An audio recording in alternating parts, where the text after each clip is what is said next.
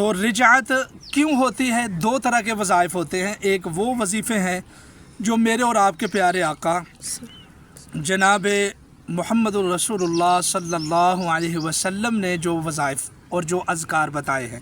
مثال کے طور پر میرے نبی نے فرمایا ہے کہ 100 مرتبہ استغفار پڑھیں، درود پاک پڑھیں جتنا ہو سکے، لا حول ولا قوت الا باللہ پڑھیں جتنا ہو سکے.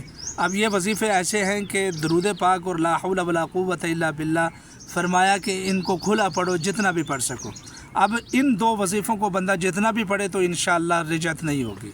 اور بعض وظائف ایسے ہیں کہ جو اللہ کے حبیب صلی اللہ علیہ وسلم نے تعداد کے لحاظ سے بتائے ہیں کہ مثال کے طور پر 100 مرتبہ استغفر اللہ پڑھو. میرا تجربہ ہے کہ ہمیں ایک مجلس میں بیٹھ کر 100 مرتبہ ہی پڑھنا چاہیے. مثال کے طور پر 100 مرتبہ صبح پڑھ لیں، 100 مرتبہ شام کو پڑھ لیں.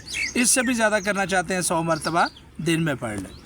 اور اسی طریقے سے سبحان اللہ، استغفر اللہ، الحمدللہ، اللہ اکبر، اس کی بھی تعدادیں بتائی ہوئی ہیں. ایک